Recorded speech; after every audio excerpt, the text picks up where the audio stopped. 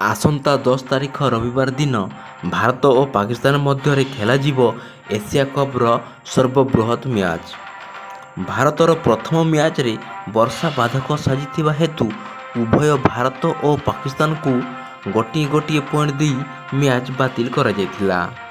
ଗତ ନେପାଳ ମ୍ୟାଚ୍ରେ ଭାରତ ଏକତରଫା ଭାବେ ବିଜୟ ହାସଲ କରି ସିଧାସଳଖ ସୁପର 4ରେ ପ୍ରବେଶ କରିଛି।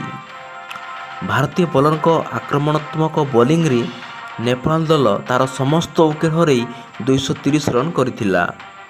ଏହି ବର୍ଷା ବାଧାପ୍ରାପ୍ତ ମ୍ୟାଚ୍ରେ ଡିଏଲ୍ଏସ୍ ମେଥଡରେ ଭାରତକୁ 23 ଓଭରରେ 145 ରନ୍ର ବିଜୟ ଲକ୍ଷ୍ୟ ଦିଆଯାଇଥିଲା, ଯାହା ଫଳରେ ଭାରତର ଓପନିଂ ଯୋଡ଼ି ରୋହିତ ଶର୍ମା ଓ ଶୁଭମନ ଗିଲଙ୍କ ଅର୍ଦ୍ଧଶତକ ବଳରେ 20.1 ଓଭରରେ 147 ରନ୍ କରି ବିଜୟ ହୋଇଥିଲା।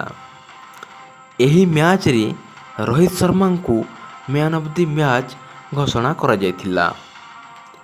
ତେବେ ଭାରତ ଫାଇନାଲରେ ପହଞ୍ଚିବାକୁ ହେଲେ ଆସନ୍ତା ମ୍ୟାଚ୍ରେ ଭଲ ପ୍ରଦର୍ଶନ କରିବାକୁ ପଡ଼ିବ। ସେପଟେ ପାକିସ୍ତାନ ମଧ୍ୟ ଭାରତ ବିପକ୍ଷରେ ବିଜୟୀ ହେବା ପାଇଁ ଜୋରଦାର ଅଭ୍ୟାସ କରୁଛି। ପାକିସ୍ତାନ ବୋଲିଂକୁ ଭାରତର ବ୍ୟାଟିଂ। ଦେଖାଯାଉ କିଏ ଜିତିବ ଏହି ମ୍ୟାଚ୍, କିଏ ହେବ ଗେମ୍ ଚେଞ୍ଜର।